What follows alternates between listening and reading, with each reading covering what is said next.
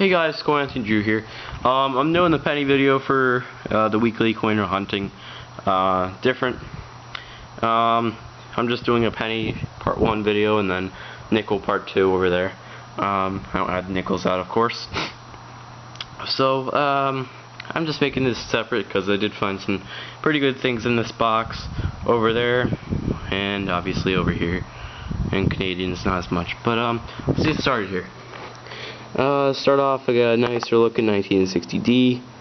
I don't know if that's a fingerprint or what up there, but I mean it's okay shape. I'll just take a look if it has, you know, over mint marks or whatever. And I got a second design, or a fourth design, 2009 penny. It's in pretty nice shape. Still has some of its nice luster on it, probably about an AU. Moving over here, 68S. That's a coin that Super Drew's looking for his new penny album. Because they're kind of hard to find. I've only found a couple of them in these boxes so far. I've opened probably about 20 boxes, at least 15 boxes. Only found about 3 of them, or 5. I don't know, something like that. 70S might be a small date. I think it's a small date. I could be wrong though. And now the oddball coins. And there's 4 of them. I'm just gonna put these back in circulation, maybe, but one of them. That's 1980. I don't know if someone took like a wire brush to it. Just kind of stood out. Kind of cool. Throw it back in circulation. This 1982 penny, very corroded. I know it's just a zinc penny, but someone, I don't know whatever happened to this, got jammed, whatever. But this rim is like really thick, so it's kind of funny. On this 1963, and this gives you an idea of what our currency is going to look like in like 50 years from now. This is so true. This is worn flat. Someone probably took sandpaper to it, but I don't know. They only got the middle part and some of it, you know. Usually if you take sandpaper to a coin, it usually gets rid of most of the detail. It doesn't just smooth down the face and whatever. I don't know, probably someone took sandpaper to it. So whatever. And then this interesting coin, not really interesting. Someone wrote Honest Abe on it, 1997 D penny, which is true, Honest Abe. So I thought that was kind of funny. Old novelty coin. I think I'm just gonna keep this because it's weird. My dad wants to take a picture of it for whatever. Got some Canadians. Got 1953, first year of the young head portrait. Got some 60s, some young head portraits. Some aren't. I didn't keep a bunch of the Canadians because I'm sick of getting them now. And there's a lot of them, more than I realized. And then here's the 78. It's in better shape. Where next? Oh, okay. Moving over to the wheats. I actually scored 20 wheat pennies this box. That's the most I've ever scored in one penny box so far. At least, but that's not the most I've ever scored in one trip to the bank. One time I scored like 400 in hand-wrapped rolls of wheat pennies.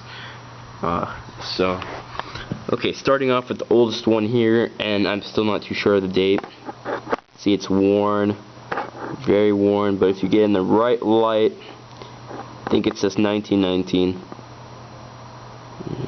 It's very worn. It looks like it's been in the ground almost, which is probably possible. However, I don't think it's been in Ohio ground, because most coins in Ohio don't come out like this. Actually, you know what, maybe it has, I don't know. Some pretty nasty corrosion on there. So it even could be a 1909. However, I highly doubt that. And the smallest of all ways could even be a 1909 SVDB, which is the key date of the series, obviously. But I can't get anything barely off of it, and I'm not going to say for sure that it is, since they only made 484,000 of them, of the 09 SVDBs, but I wouldn't think that's one. I don't think it's one. So I would highly doubt that. I found this one right here. It's kind of weird. It's a 1918 or 1928. Might not even be a 8. Might be a 5 or a 0 or something. But it's kind of weird. I don't know. It's just like someone dipped in something or acid or something, because the rim is very, very, you know, very thin. Just like my Indian head penny I found. So look at the rim size here. It's about the same size. The back's kind of weird. It looks like it had some pretty nice detail on it. Looking at the wheat ears, probably was like a VF coin, or at least a fine. Moving over here now, we got 1940, 1942S, which is a good date. Nice 1944. Might replace that one in my book. 45, nice 1945. The 44 and the 45 are in pretty nice shape. At least AU. 50D, 52D, 52D, 55D, and this is where it gets insane. 56, 56D, 56D, 56D, 57D, 5070, 5070, and 58D. And this one here had a bunch of crud on it. Kind of like that 1940 I found in my last video. And I just did a little solution that I just wanted to try out. And it's just basic, you know, hand soap. And just spread it over the coin and scrub it a little bit gently on your on the palms, or not the palms, your fingertips, just over the coin, and then put it under some cold water, and you know, keep rubbing it gently for like 30 seconds, and it should come off like this one did. This one has some pretty nasty crud on it. Now it's a little bit better, but it left a stain. So, hey, you know, at least I scored 20 wheat pennies. Actually 19 here, including this one. There's the two best coins I found in this box.